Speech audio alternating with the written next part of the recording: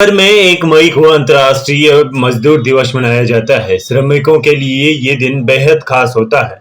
मजदूर दिवस मनाने का महत्व विभिन्न देशों में अलग हो सकता है। इसी मौके पर आज यानी बुधवार को दिल्ली के ट्रैफिक ट्रेनिंग पार्क में एनडीएमसी वर्कर्स फेडरेशन के अध्यक्ष गंगाराम की अध्यक्षता में मजदूर दिवस का आयोजन किया गया।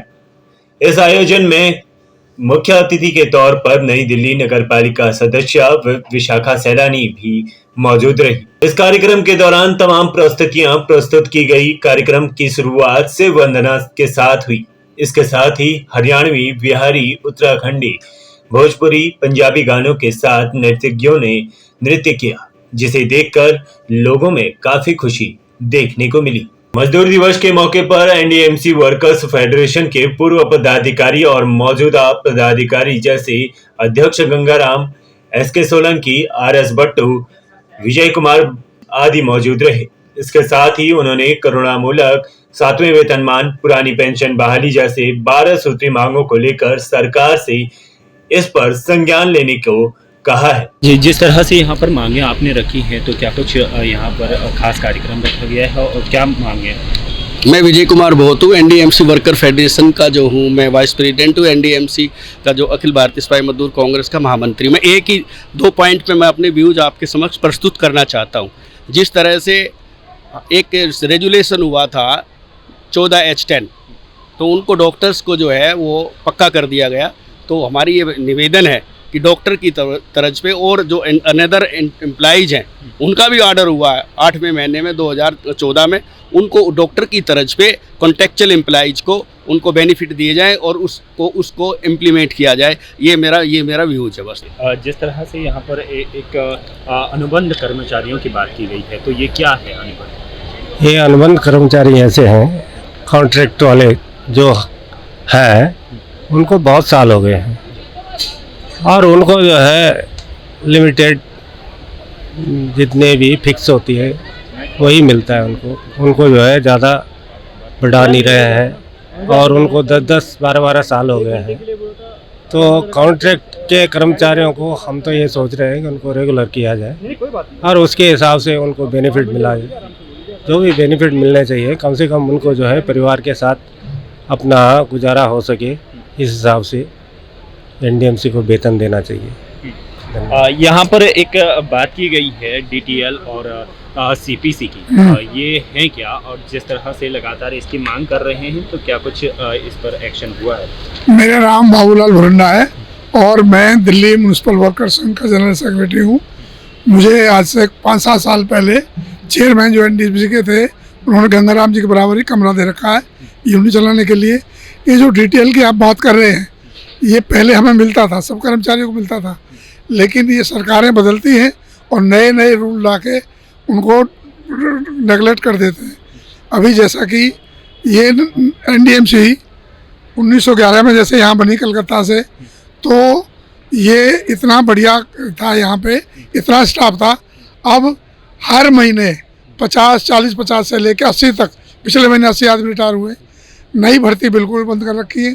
अभी जो 4400 आदमी परमानेंट किए इन्होंने, जो पालिका सहायक, ये 20-20 साल नौकरी हो गई उनकी अब बकाया नौकरी बहुत कम रह जाती है।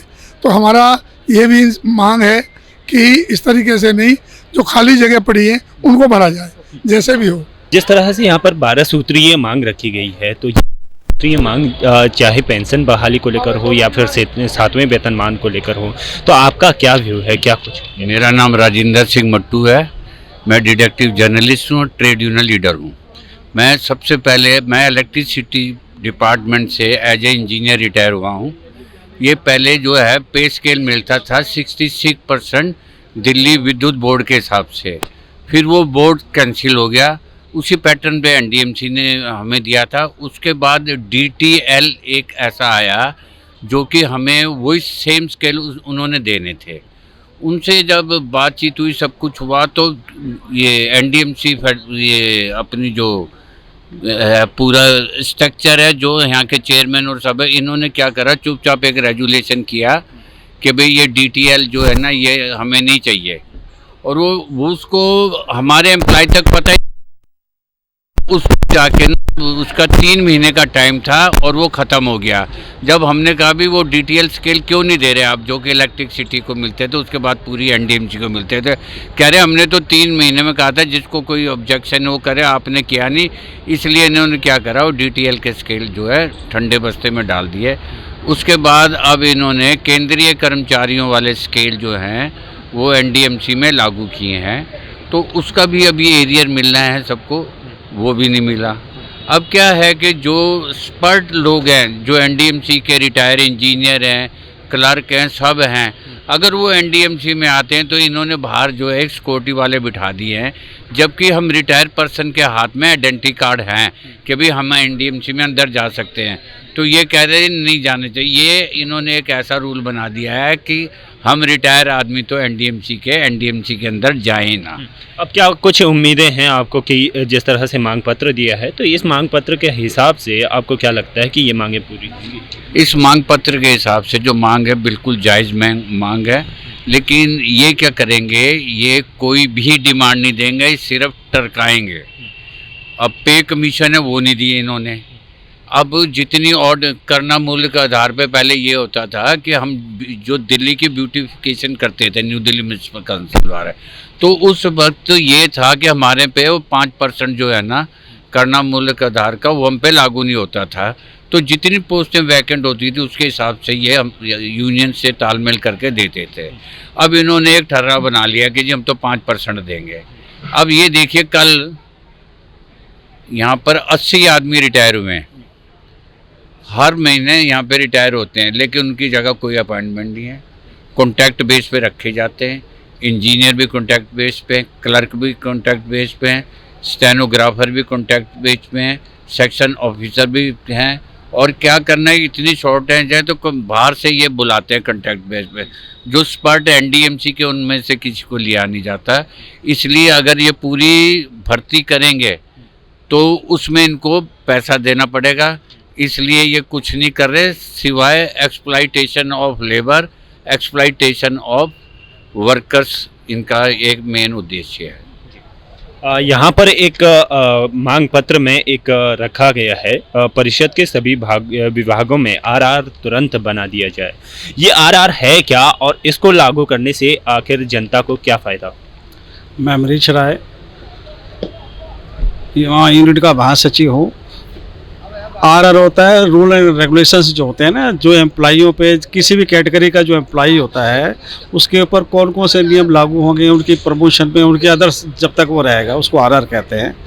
जो हमारी पुरानी RRs थी वो इन्होंने ख़त्म करके नए RR बनाए हैं, लेकिन उसको अभी लागू नहीं किया है। उसी की डिमांड है कि तुरंत RR लागू किया जाए, जिससे कि कर्मचारियों को उसमें फ़ायदा हो, उनके प्रमोशन में, उनकी फिक्सेशन में, या उनके अदर्स और भी जो भी काम है वो RR है। बाकी भाई साहब बता रहे थे भी DTL के बारे में जो आप बार बार पूछ रहे हैं, मैं आपको DTL पे प्रकाश डालता हूँ। जैसा CPC है, सेंट्रल पे कमीशन है, वैसे जो DTL दिल्ली ट्रांसपोर्ट लिमिटेड एक पे कमीशन है, ठीक है। पहले DTL का नाम था दिल्ली इलेक्ट्रिक यूनिट, डेसू कहते थे, सप्लाई यूनिट, ठीक है। उसके बाद में चेंज हो गया, वो DTL हो गया। वो स्केल और हमारे NDM स्केल जो सेम लागू, तो वहाँ लागू होता था वही NDMC में लागू होता था। अब NDMC ने क्या किया, 7/4/2016 को जो हमारे को DTL स्केल मिलता था, पे कमीशन DTL जो मिलता था, उसको निरस्त कर दिया। उसके बाद सेंट्रल पे कमीशन हमारे ऊपर लागू कर दिया गया है। सेंट्रल पे कमीशन 7वां लागू तो हो गया, ये 8वां साल चल रहा है, लेकिन किसी भी एम्प्लॉई को अभी तक इसका लाभ नहीं मिला। ये तो मैं आपको बता रहा हूँ पे कमीशन के बाद जो आप बार बार पूछ रहे DTL, ये फ़र्क है।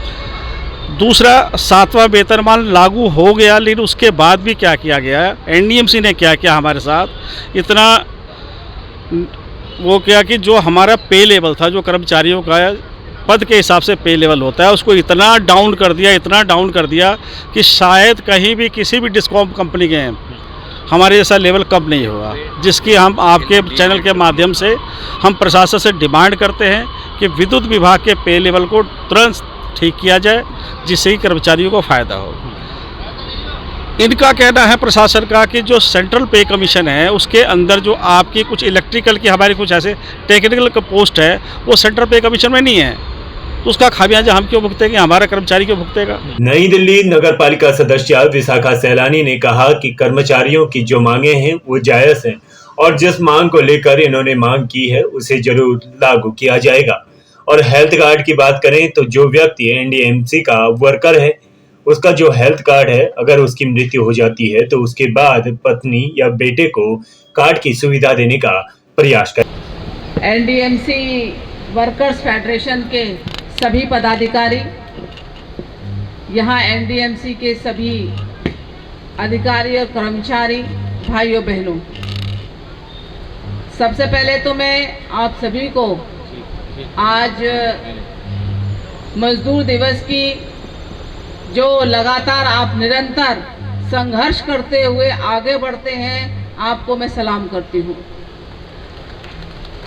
और इसके साथ ही साथ मैं देख रही थी कि आदरणीय गंगाराम जी के सीने में जो दर्द है वो बहुत ही वाजिब और जायज़ है।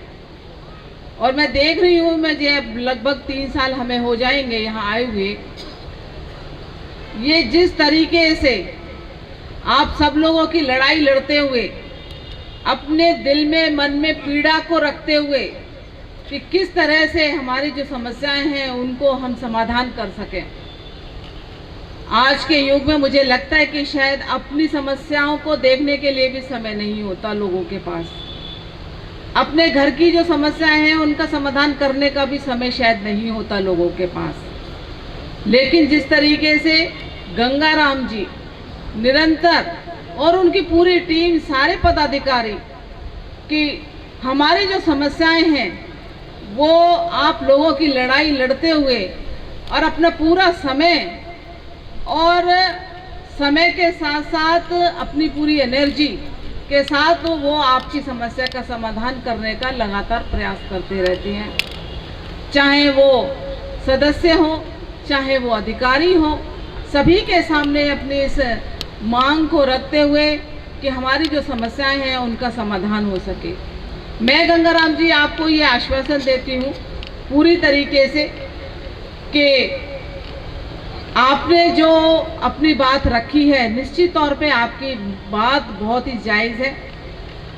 और इस बात को जायज़ रखते रखते ही पिछले काफ़ी समय से जो आपके करुणा मूल आधार पे जो अपॉइंटमेंट होने थे उसकी शुरुआत कम से कम हो चुकी है। लेकिन एक जो नियम है, हमारा जो कानून है कि 5% वैकेंसी जैसे जैसे खाली होती जाएंगी उसके आधार पे आपका ये नियुक्ति होती जाएगी।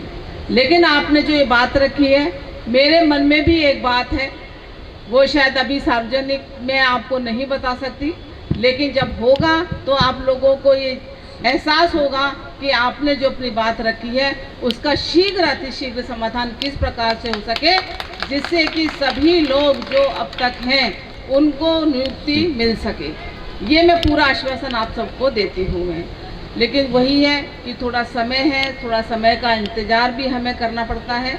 लेकिन इतना मैं पूरा आपको विश्वस्त करती हूँ कि आपकी जो ये जो समस्या है वो पूरी तरीके से मैं उसका समाधान करने का पूरा मैं प्रयास करूँगी।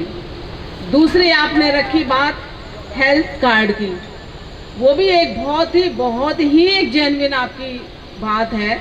और उसका भी जो आपने जो बात रखी है, जिस तरीके से मैं अधिकारियों से और चेयरमैन साहब से बात करके इस विषय को अपने शीर्ष नेतृत्व के जानकारी में डाल करके इस समस्या का भी आपका समाधान हम करेंगे पूरी तरीके से। ये मैं आपको इसका तो शीघ्र ये मैं करवाने का प्रयास करूँगी मैं।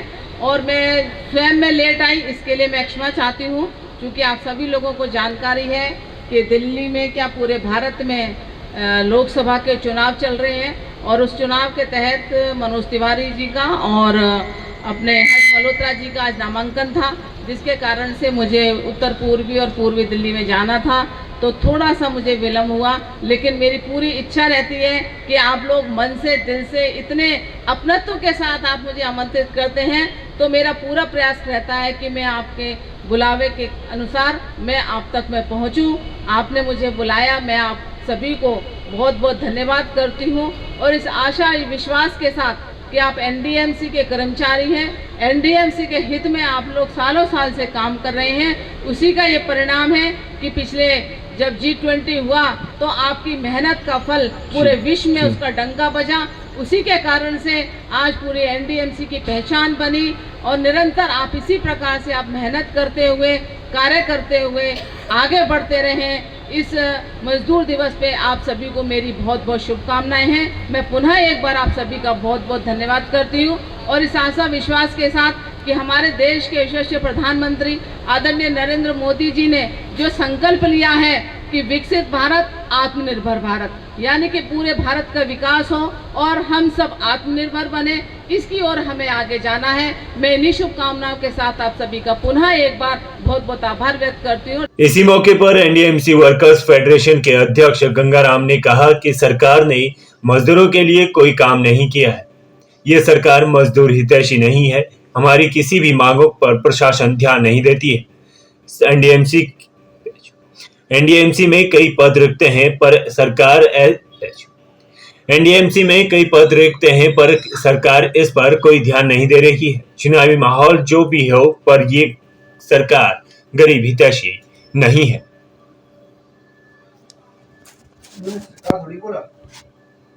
सरकारी कहा। हमारे साथ एनडीएमसी वर्कर्स फेडरेशन के अध्यक्ष हैं, उनसे जानने की कोशिश करते हैं कि आखिर जिस तरह से 12 सूत्री मांग आज मजदूर दिवस के उपलक्ष्य में आपने रखी हैं, क्या कुछ मांगें इसमें हैं और क्या कुछ संदेश मजदूरों तक पहुंचाना चाहते हैं? भाई, मजदूरों तक तो संदेश ये है, जो नौकरशाह हैं या प्रशासन है एनडीएमसी का, वो इस बार अवेयर नहीं है, मजदूरों के लिए अवेयर नहीं है। करना मुल्क केस 1/1/2020 से लगा कर 31/12/2023 तक, इस पीरियड में 2 साल के कोरोना काल में कितने लोग परिवार बेघर हो गए और अब कर्मचारी स्वर्गवास से दार गए। उनकी माली हालत इतनी है, एनडीएमसी मकान की 2 साल की वो देती है, उसके बाद में 2 साल में मार्केट रेंट लगता है उसमें। उस परिवारों का क्या हाल होगा, क्या असर हुआ होगा। 7 CPC के अगेंस्ट में 7 DTL के अगेंस्ट में 7 CPC दे दिया। उनकी फिक्सेशन नहीं हो रही, उनके लेवल घटा दिए, लोगों की तनख्वाहें कम हो रही है। आश्वासन दे रहे हैं अब फिक्सेशन हो रही है, अब फिक्सेशन हो रही है, कोई फिक्सेशन हुई नहीं है। RR बनाने एनडीएमसी ने पिछले कई साल में 5-6 साल में एक RR डायरेक्टर बुलाया, उसे 3 साल के डेप्यूटेशन पर चला गया। कोई RR में कोई तरक्की नहीं हुई। RR में कंसेंट ही नहीं ली जाती, नोटिस बोर्ड पे नहीं लगाए जाते, ऑब्जेक्शन ही नहीं लिए जाते। ये सब आईवास हो रहा है, कुछ काम नहीं हो रहा। रिक्त स्थान है एनडीएमसी में, जो डिपार्टमेंटल रिक्त स्थान है वो रिक्त स्थान भरे नहीं जा रहे। हर साल में 600-700 आदमी रिटायर हो जाते हैं। एनडीएमसी आधी खाली होगी, 50% लोग रह गए काम करने वाले। ये तो भला हो, ये 4400 आदमी पक्के हो गए थे, उनकी ये है। अब हर डिपार्टमेंट, इलेक्ट्रिक हो, हॉर्टिकल्चर हो, सिविल हो, वहाँ जो आदमियों की इतनी कमी है, लोगों का काम करने का इतना वो हो रहा है, उनका शोषण हो रहा है। पर सरकारें कहती हैं कि हम पूरी तरह से जो भी रिक्त पद हैं उनको भरने की कोशिश करते हैं और हमेशा ही हमारी सरकारें इन पर लगातार काम कर रही हैं। सब झूठ है, कोई रिक्त स्थान नहीं भरे जा रहे। ये सब आईवास हैं। 2-2 साल पहले एप्लीकेशन ली गई है उसकी, वो आज तक उनका निपटारा नहीं हुआ। जैसे वेल्डर है, पंप ड्राइवर है, फिटर है, मैसन है, इनकी एप्लीकेशन मान ली, अब तक कोई डीपीसी हुई नहीं है।